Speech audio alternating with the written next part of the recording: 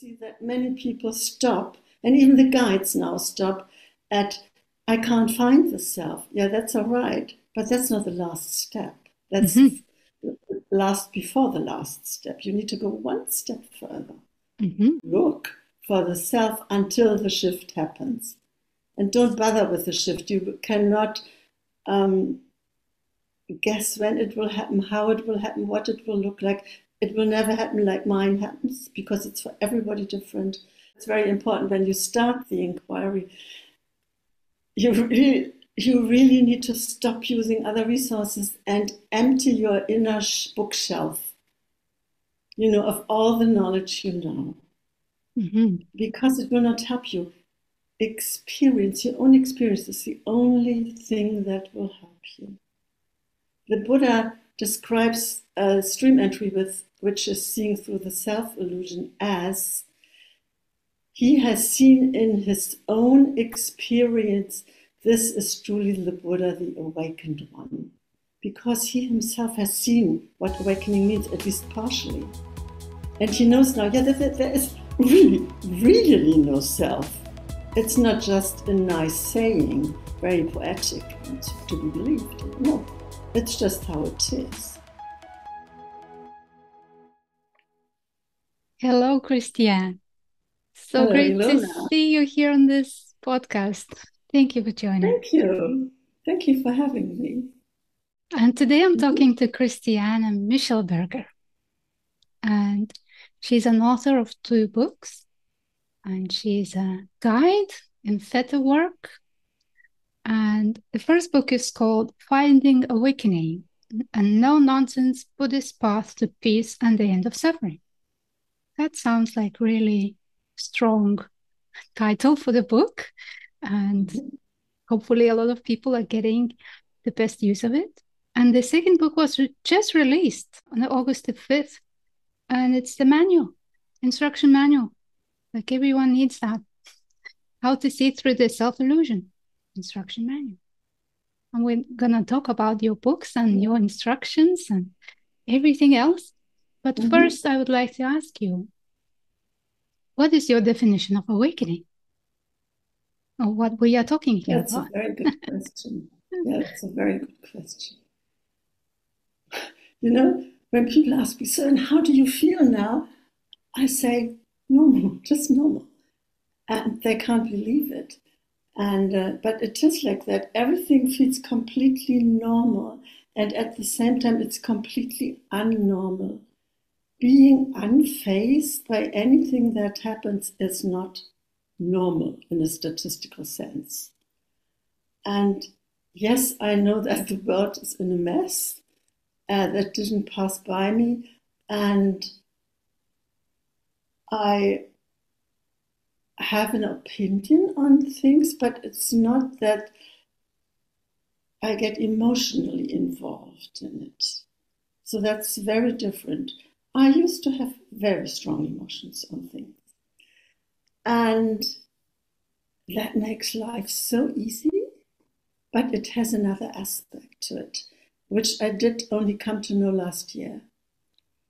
And that was I traveled with my camper to the south of England. I wanted to travel the south coast. Aha. And I started in Dover.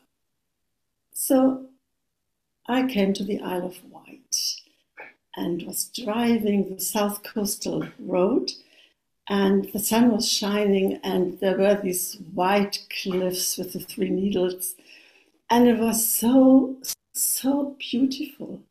But I didn't feel different in any way. I just could acknowledge this extremely beautiful, supernatural light. But it was like I wasn't touched. I Hmm. just felt the same as if I didn't see it. I thought, this is so weird. And then I connected to some other people beyond the fetters and said, hey, do you have that too? And one wrote, yeah, I'm just in my hotel room and I don't know where it was. And I just asked myself the same question, what am I doing here? There's nothing different. Mhm. Everything feels rather even. Mhm. You might even say boring, because there are no highs and lows any longer, which is nice because there is also no suffering. because there's no lows. But hey, it applies to both sides. Highs and lows are gone. And that is a very different experience of life. It's, well, literally, nibbana means no wind blowing. And in Southeast Asia, it's still used for saying the kitchen fire is extinguished. They say the kitchen fire is nirvana. So the fire is extinguished, and it's extinguished in any direction. It's not just one, and we feel all good. No. For example, in the Jeffrey Martin movement, the Finders, right? They talk a lot about fundamental well-being, and there are some members who continued to develop a further path to this, where they also get to what we call beyond the fetters. And we're together in a group, and it's very interesting because the fundamental well-being is gone. There is no longer any fundamental well-being. There is no specific good feeling or bad feeling. It's just more neutral, really more neutral. Well, like last week, our basement was flushed here in the house. I live in an apartment, and yeah, it was pretty bad, but I couldn't get up to any reaction. Nothing just happened. It was just, yeah, it's pretty bad. The fire department has the answering machine on. All lines are busy. Please call again later. We would have liked to have it pumped out, but no, we needed to catch our own buckets and get it out again, with the drains first not working because the pressure of the rain was too high. Yes, so, but that is really such a relief to no longer invest all of this emotional energy into what happens. And that's really the main benefit. As I say, it has the other side, that there are also no highs. But if it's always light and easy and effortless, right. It may seem like it's always high. Yes. No, it's not high. It's just normal. It's yeah. just Well, really normal. The high is new normal. Yeah, no, you don't experience as a high. Even after the last step and the last fetter fell, there was no high, and I will talk about it later. This is very interesting because, of course, I had experience like after the first fetter fell, I felt really like on a trip. And I thought, yeah, this is going to be the eternal state somehow. It isn't. So, right. Yes. So can you share a little bit about your trip, your journey? Yes. What happened? So, my journey through the fetters, and this is the path I'm most familiar with. I also practiced Zen for 20 years, and I actually have a teaching license. But I never felt like using it. Something still didn't feel right. Because I only had like a satori, but not lasting inside. And so my real last leg of the journey started in 2015. I was in hospital. I had just been diagnosed with breast cancer and had surgery. And I was freaking out. I used to be quite temperamental. And yes, I was in panic completely. My thoughts raced, how long do I have to live? Did they even remove everything? You only come to know that after 5 days. Do I have lymph nodes affected already? How long will I live again? And my body is dying. I am dying, maybe. And my brain drives me crazy. And, the Buddha always says, if you can't control it, it can't be yours. Yeah, and I've heard that like a zillion times. This isn't me, this isn't mine, this isn't myself. This is like what Buddhist people always think of. But it wasn't true for me. It bloody felt like my body.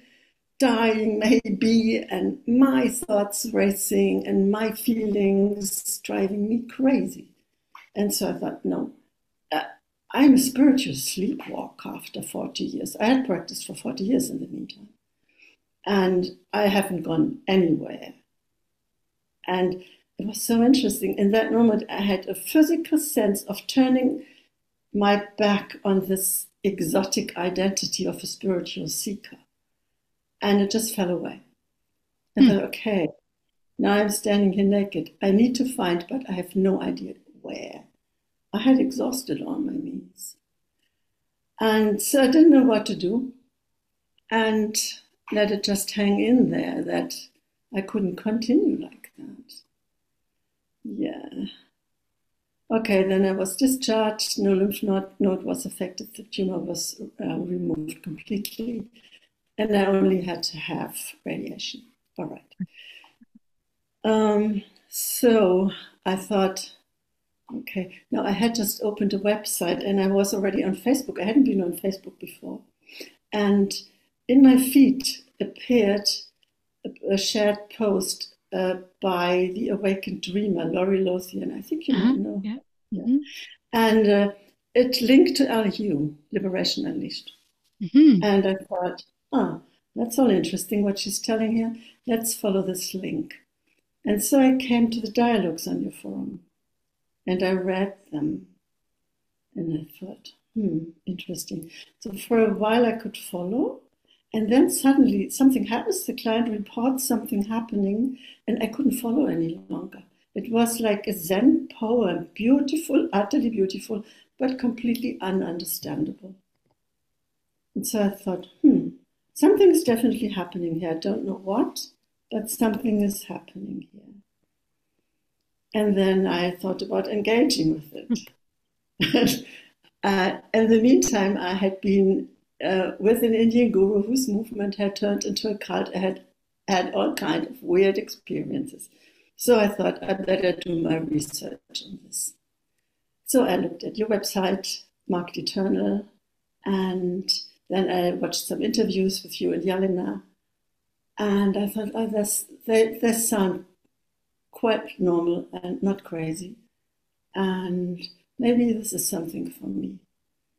And then I looked into your material, watched one video about what facts are, what we are really experiencing and what the names are for it.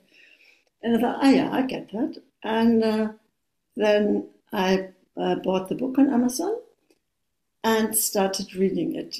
I was mostly asking myself the question in the waiting rooms, because before you have radiation, you have to have all these checkups, and they need to measure your body so that the heart doesn't get too much radiation and all these things. And so we were sitting with my partner together in the waiting area, and I was just with my Kindle there reading questions. And I found it so exciting. I found the questions so good. I thought, gosh, I never asked myself such interesting questions ever. And so I went ahead, and after 4 days, I was just sitting on our curry-colored couch, feet up, and there was this question appearing. So is there a you in a physical form and shape? And I thought, what a stupid question. Of course not. And in that moment, it was like I hit a wall and everything turned dead silent. And I saw with absolute clarity, no, there was no self and never was. And I couldn't believe that I had not seen it earlier. It was right in front of me, not anywhere else. I thought, oh. And then I felt quite stupid myself for a while. And thought, oh man, you missed that. And it's so absolutely obvious. So that was the first fetter. I can very much resonate with you, because when I saw that, my last question was, is there Ilona running the show? Yeah. And again, the mind stopped, it got quiet. I don't know how long it lasted, I don't remember. But then it was like, how I never questioned that before. It's right in the face. Right. It's like the least obvious question to ever ask.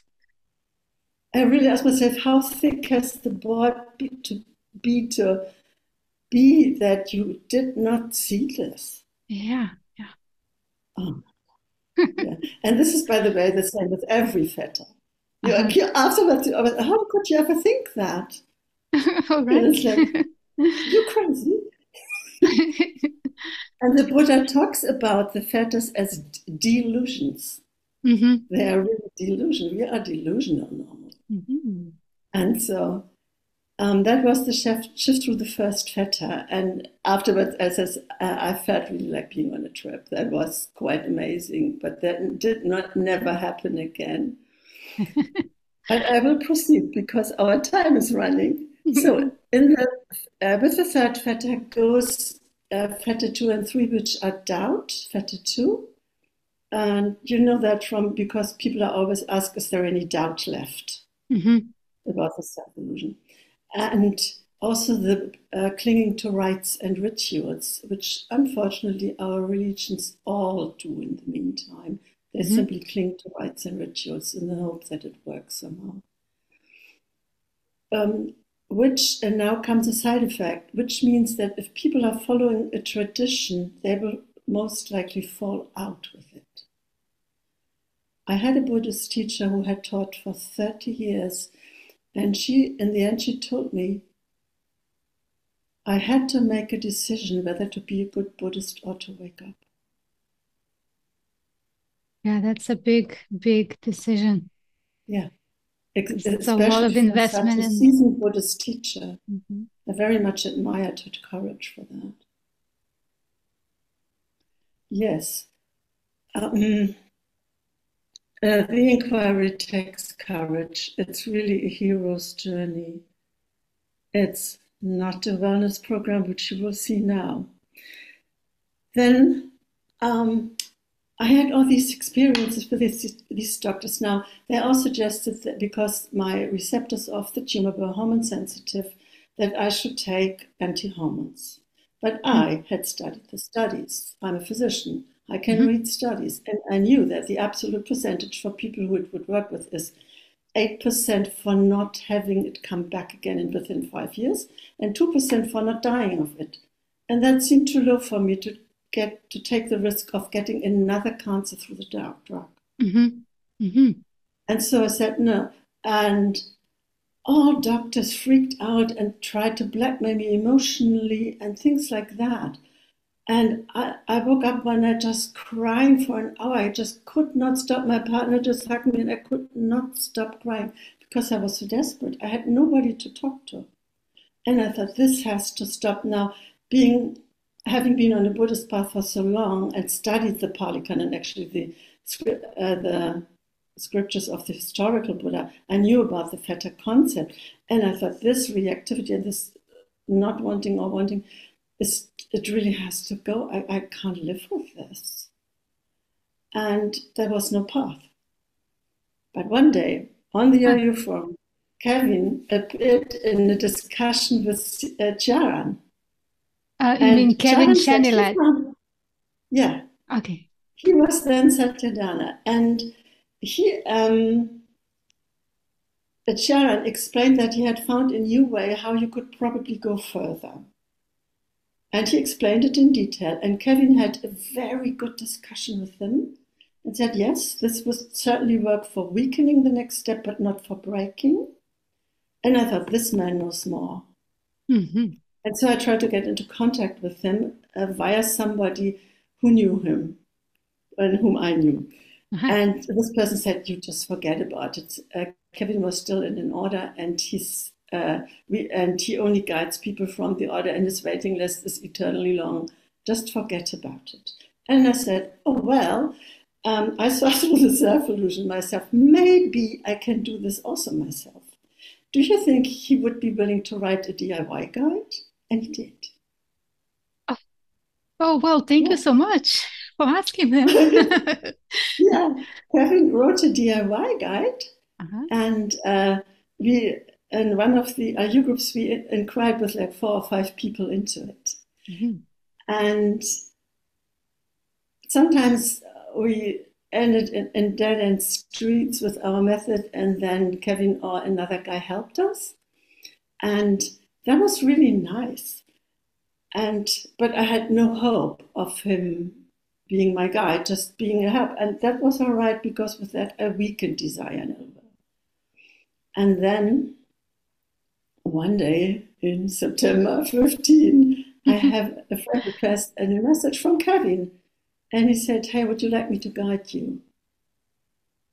I guide on one condition, that you will guide others later."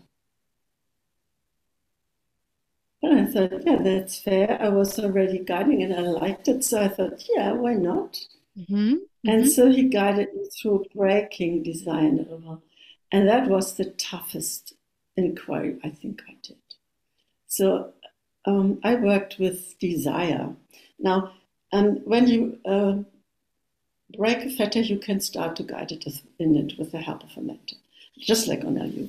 And so when you weaken desire and aversion, and you ask what is ill will, what is a better word, the Pali word for it is literally go away. This is what it means. Just go away, please. Or not please. Yeah. And so I wanted to start guiding, and he gave me his instructions. And there was the thing about desire. And he quoted some things you could desire, and chocolate was one amongst them. And while I was studying, I had just gone out to get some chocolate and back.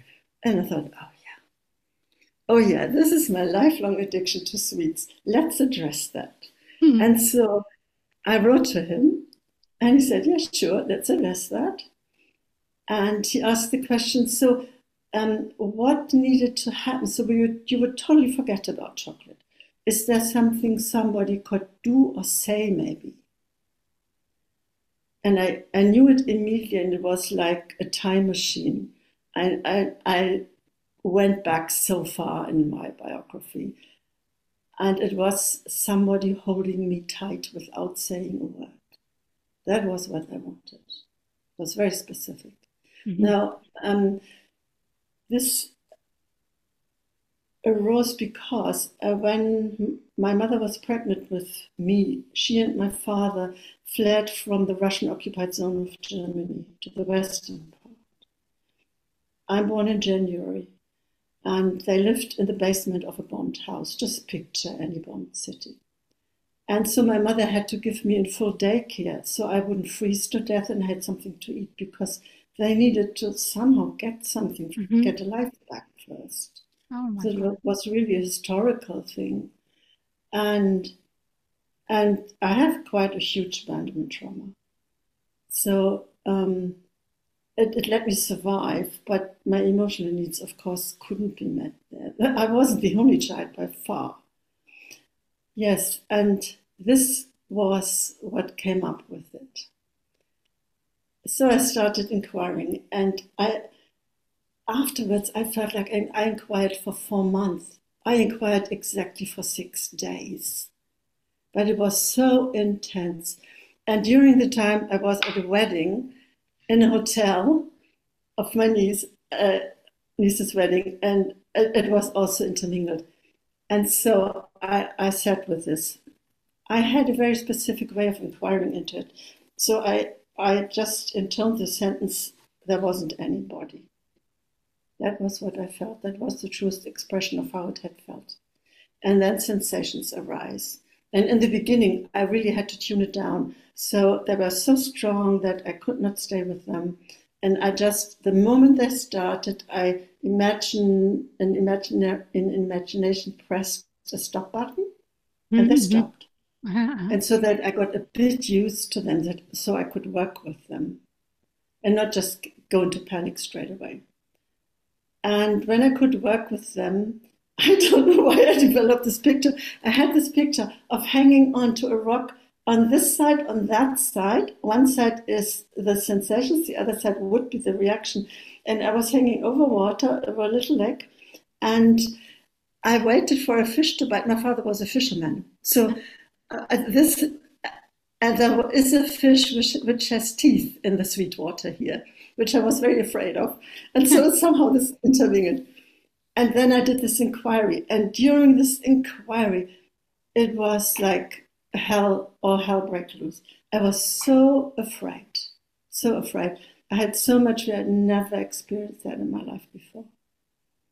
And I was just ninja dead on, I will go through this no matter what it takes. And so after 3 days, I had hardly slept at all because the fear was always there. It didn't go away. It just was always there. Mm-hmm. In the morning, after the celebration and everything, I sat down. Everybody was still resting and nobody needed an engagement with me. I sat on my bed and just said, I'm going to sit here until this fetter falls. I'm not going to bear this for one more day. And I thought, okay. Then I sat there again, hanging on the rock, both hands, and waiting for the fish to bite. And all of a sudden, everything was gone. The image was gone, the fear was gone, the gap was gone, everything was just gone. And I wrote to Kevin Schanilec, the gap disappeared. No, the gap closed. And he wrote back, did it close or disappear? And it disappeared. And that was the shift. And I felt pretty shaky after that because of all the emotional turmoil, and the adrenaline, of course, was still in the blood. But something fundamentally had changed, which I couldn't grasp it. It was way too early. And when Kevin asked me later then in the day, so why did you ever react? And I thought, yeah, good question. Why? I thought, did I think my second name was God and I could have it like I wanted to? It's weird. It's just weird. And the next day, it was unbelievable. I strongly thought that Kevin had arranged everything. Really, it was so strange. All my worst triggers appeared within 1 hour. It started with, I was already in radiation treatment, which is always paused on the weekend. And the radiology department called, so you have a check with the doctor every week, and said, we are very sorry, but we have to schedule you with another doctor. Your doctor is sick. Now, I had had such bad experience with doctor that I did not want to discuss anything with anybody else than the one I just had. And this had already happened once in the office there, and I had had a meltdown. So she was so kind. Oh, they are so kind in the radio. And she said, I understand, this is so hard. And she went on. And I just waited for, I didn't know what to say. I waited for something to happen, but nothing happened. Nothing. It was just nothing. It's like you start your car, you turn the key, and nothing happens. The machine even doesn't idle. And I thought, this is so weird. And then I finally managed to say, it's okay. And then I came to the train station, and I had an appointment in another town on the next day, meeting somebody. And I'm somebody who likes to be on time. And now the train, of course, had a delay. And nothing happened. And on my journey back, I needed to change trains. And now I had a ritual when I changed trains. I went into a bakery, got a latte macchiato and a cake. Something you can eat on the train. And this time I just got a latte macchiato and totally forgot about the cake. I had totally forgotten about it. Just went. Yeah, it just wasn't on my radar. Huh. Sweet. And I thought, wow, now things are getting really weird. It was just gone. Uh-huh. And that's when I started to grasp what had really happened, that the reactivity was really gone and the desire was gone. And a week later, we were on a birthday of another nephew in Hamburg here, and we had been invited to an Indian big meal, and afterwards there was cake and coffee, and I just was filled. I couldn't eat any longer. And my partner later commented, "Wow, you really controlled yourself. You didn't eat any cake." And I said, "No, I didn't control myself. I just couldn't eat any cake, and I wasn't even tempted to. This would not have happened ever, ever." So this Wow. was quite amazing. Wow, so you No, just went like a ninja and yeah, like you say, with right. all this fear faced it fully on and something Yes. happened. This Wonderful. is also, and now this is for whom I do not recommend this journey. Aha, okay, please. People need enough emotional bandwidth and resilience to deal with these things. They will come up. This inquiry is not comfortable. It is not a wellness program. It is a hero journey. And you will face your dragons. There is no way around it. As what many people call a shadow, it will be in front of you now. I think it is because now I'm a psychoanalyst. In psychoanalytical terms, it would be with the weakening of the self aspects, the defense mechanisms weaken as well, and we can't keep unwanted content away any longer. All emotional unfinished business will come to the surface now.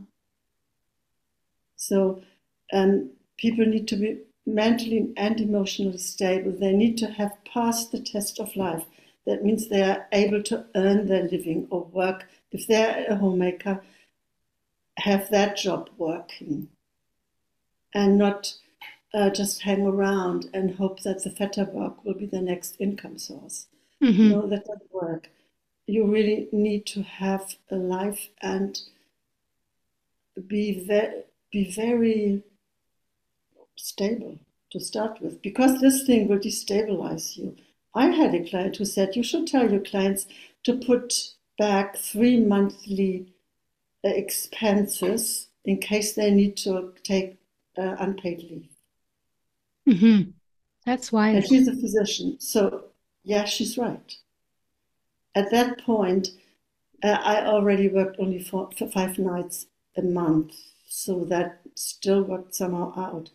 But it demands a lot. It really does. I have one question, because we are talking about the self-illusion.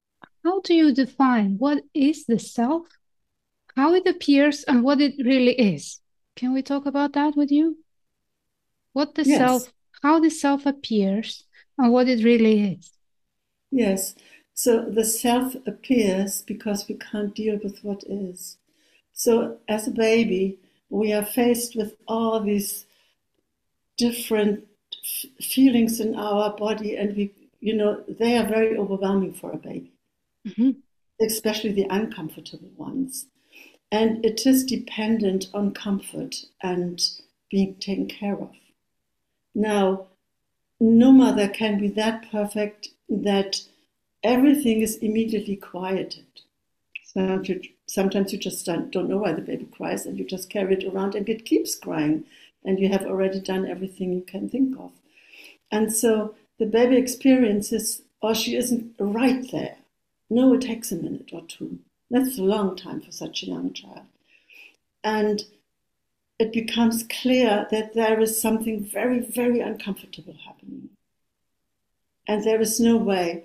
And we are wired in a way to want to be comfortable. Sigmund Freud called this the pleasure principle, the fundamental principle we operate with. And it rules our life. And so over time, we assume, or something in us, there is not even self yet, something in us assumes there must be something else. This is not all. There is something else which can help that I will be always comfortable and all my needs will be met. And I'll be satisfied. And now, to be satisfied at all times, things need to be substantial and permanent, but they aren't. So, this is the first thing, how the self starts. Now we simply ignore that. We say, yeah, but there must be something else. And if you go through the fetters, you experience that yourself.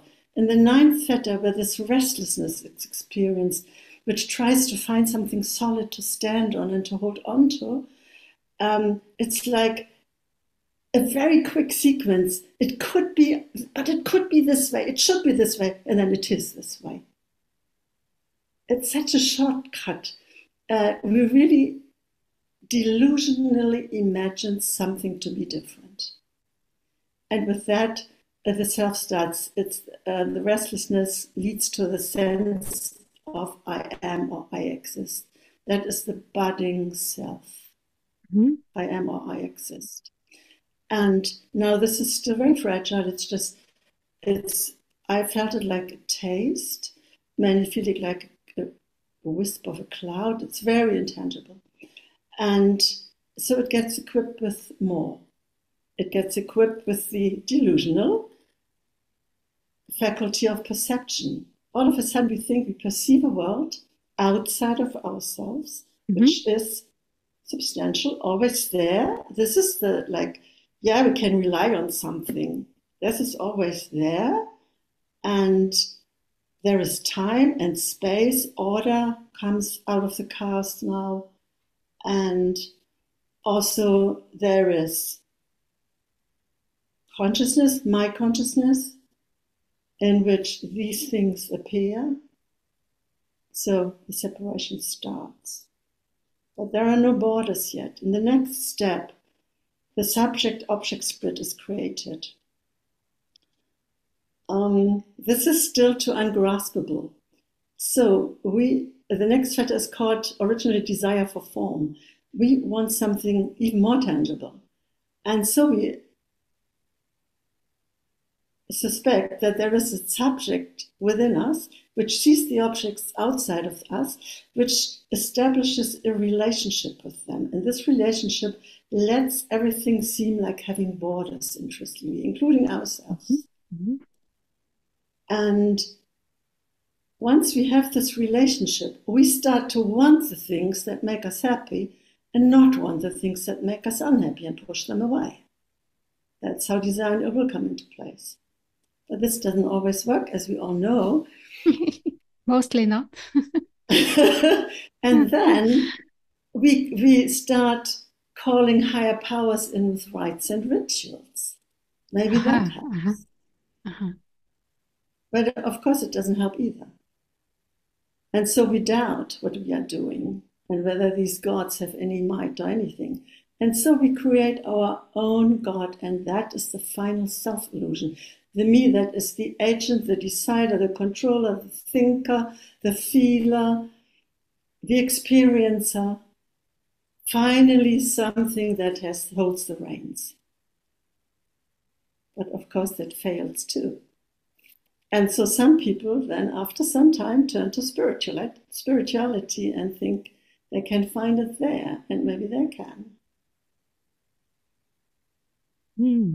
This is how it develops. And thank you so much for putting it like in the little steps. Well, it's so ungraspable, as you say. Yes. It's so thin that you cannot see it. It's so close that it's too close to see. But yes, yeah, it makes sense the way you put it. Mm-hmm. Right. And as you can see, it's all guided by the pleasure principle. Mm-hmm. We want to feel better and in control of things. Yeah. Like the first fetter is being in control of ourselves. 4 and 5, a desire and aversion, are trying to be in control of what happens outside of us. So it's a lot to do about safety. Yeah, right. Interesting.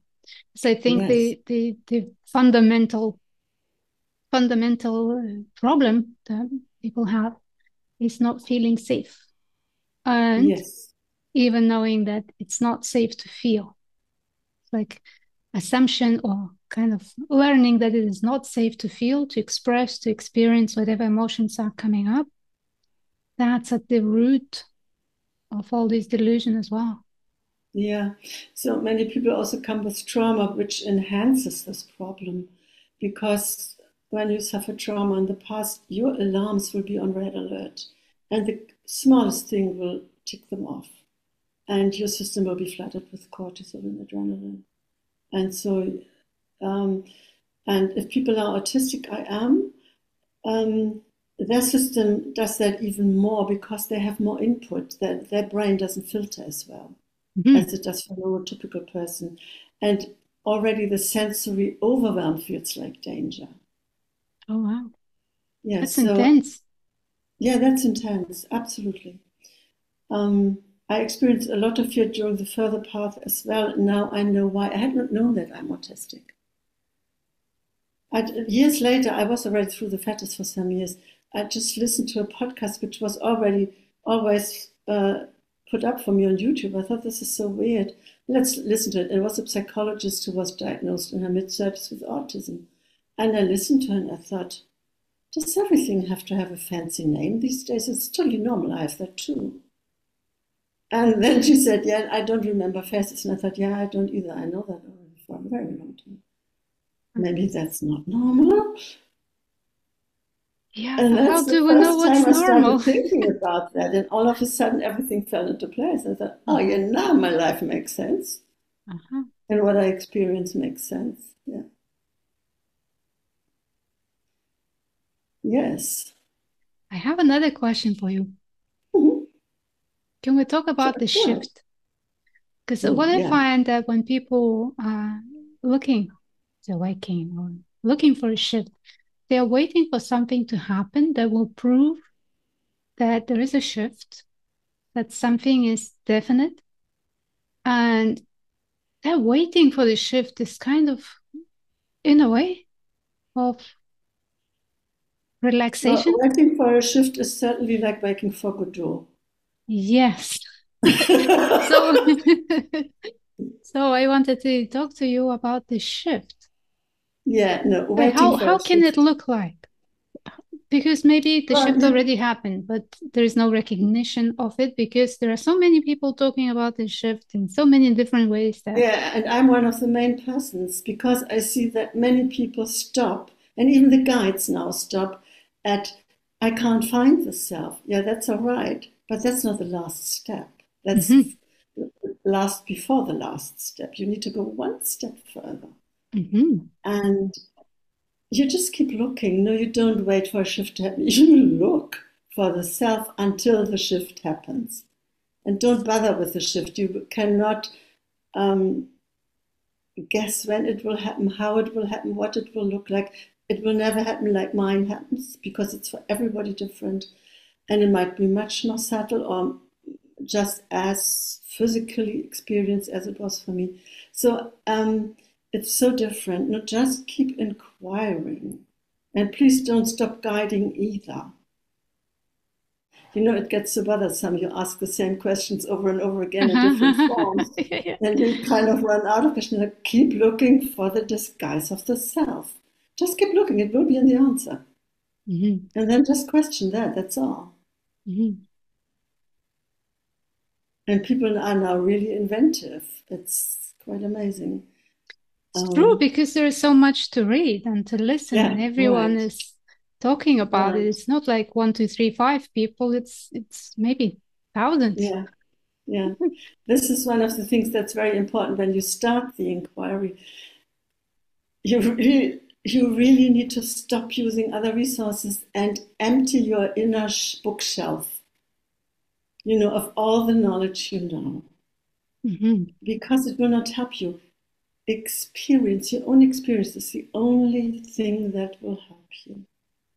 The Buddha describes a stream entry which is seeing through the self-illusion as he has seen in his own experience, this is truly the Buddha, the awakened one. Because he himself has seen what awakening means, at least partially. And he knows now, yeah, there is really no self. It's not just a nice saying, very poetic and to be believed in. No, it's just how it is. And the experience is the important thing. You can think about these things forever, but only experiences change experience. And the mind will be informed about the experience. It will accept the proof. So to say, just shortly, don't look for the shift. Don't look for the shift. Don't look for the look. Just find the disguise. What do you think is right now governing what's happening? Like the watcher, perception, yeah, who perceives anything. And the trap here is, and this is one of the dead end streets, don't stay in direct experience, please. Now, direct I agree with you here. Is often used, to demonstrate the difference between facts and fiction. Mm-hmm. And yes, that's good. And that's how I learned to differentiate that with one video. Now, this is very simple. I can give you just one task. This form and shape is called a mobile phone. Mm-hmm. What is the sensory experience you call me? This is the question people can run with. That's all. And when you go into direct experience and go into sensation, I see forms and shapes, not even colors, because they have a name too. No, and this, there is no sadness and no fear, because these are just all sensations. No, please, this is a dead end, and this leads to nihilism. Stay with your normal experience. You cannot find illusions in direct experience, and you need to explore illusions. So if you look in direct experience, it's like this famous analogy of the person losing their keys and looking under the streetlight for their keys. And somebody comes by and says, "Hey, what are you looking for? Can I help you?" And said, "Yeah, I lost my keys." And the person said, "So where did you lose them?" "Yeah, there." And then he points to a dark corner. And the bypasser says, "But why are you searching under the streetlight then?" He said, "Well, here is the light." This is people searching direct experience for the self. It is not there. You're searching in the wrong place. Go find out when you have the sense of, I'm thinking right now. I decided that. I will now go to, oh, this happened to me. He did that. Mm-hmm. So these are the things which present the self-illusion. And yes, it's not nice to experience it when you think you should be through it already or something, but you are not. When people can't find the self, and you ask them just to pay attention to when the sense of self arises, as like in, I'm reading this message right now, or I'm responding to this, I don't like this, I like this. So please, this is the place to inquire. What is this? You taught me this. So, direct experience is a dead end in the end, if you stay there. And in the further fetters, it doesn't work at all any longer, because the illusions get so subtle, like already the subject-object split. It takes some while to feel the sense of a subject. And this going back and forth, like with a little weaver tool, between subject and object, that establishes the sense of the subject. And it gets subtler and subtler. So, and of course, in direct experience, nothing of this is there. That's very clear. Anybody can answer that with the first question. But this is not and I would say it also depends on the definition of direct experience. Because if direct experience is senses, perceiving through senses, well, it's obvious it's not there. Yeah. Right, but for me, direct experience is what is actually here right now. Yeah, that's how I defined it in the book. So emotion comes in, this feeling comes in, the senses come in. That's what's happening now, and that's not in imagination.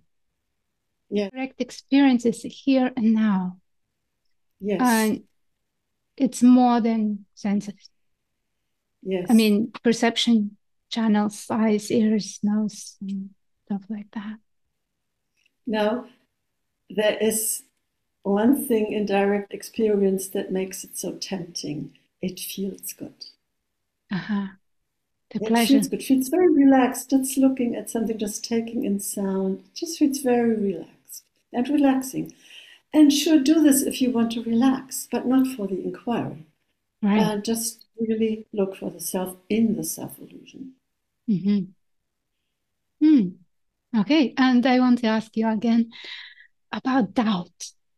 It's very Yes, close to the first fetter, this doubt. So once yes. it's seen clearly, the doubt can no longer arise. Is that No, so? no, it's not possible. It just, I mean, I have to ask myself, how could I not see this for 40 years? No doubt it's no longer possible. It's so, so, so clear. So what's happening with these people that I see it, I don't see it, I start doubting? I never Yeah, had that, so I kind no. of cannot This understand is, it, yeah, it's to a be got it honest. lost it But thing. what is This is that? because of direct experience. They're not finding it in direct experience, but it still appears. So they got it, Mm-hmm. then they lost it, then they look in direct experience again. Mm-hmm. Like Mm-hmm. they feel the sense of me, and then they look into what is seen and heard somewhere else, Mm-hmm. and there is no self. Of course, there is no self. I wouldn't look for my butter on the balcony. It's no, it's in here. You have to look in here. Mm-hmm. And when the sense of self arises, when it's not there, uh, it's hard to look into it, isn't it? Yeah. Yeah. Yeah. So this is such a big trap. Yeah, our time is up, and I think we would need to continue if you want to go through all fetters. Um, would you say that it will no longer be possible to have an experience of being doer controller, separate self after the illusion has been broken? What is that experience of being the doer or controller? You know, the trouble is I cannot remember. I could not remember it a few days already after seeing through the self illusion. I could not recall how that felt. Mm-hmm. That's so weird. By the way, one of the side effects is memory loss. It's already scientifically proven. Um, yes, I do not know how that feels. And when it's like when people react, I think, are you okay? What's happening with you? I cannot understand this. Mm-hmm. I really think they are somehow a little bit sick. Something's not right with them because it's so strange to me. Yeah, I So hear. I can't say what the divine controller is. I just have to ask people how they feel like I can be in control of my life. What is that? How does that feel? I'm in control of my life. Yeah, it's I very don't know. strange. For me, I it's bet like so. for I me, it's bet. like I'm in control of weather. Look at that. Yeah, I made this cloud to be here. See, it's here. right. That means I made it. Yeah, right. Yeah. So, um, yes, it might be disillusioning, Mm. but that's just how it is. The Mm. Buddha described the awakening state. There are very rare descriptions of it, but one is this is to be taken literally. This is not a poem. No moon, no sun, no earth, no water element, no fire element, no air element. Nothing to hold on to, nothing to stand on. Just this. So that's his description, and that's really literal.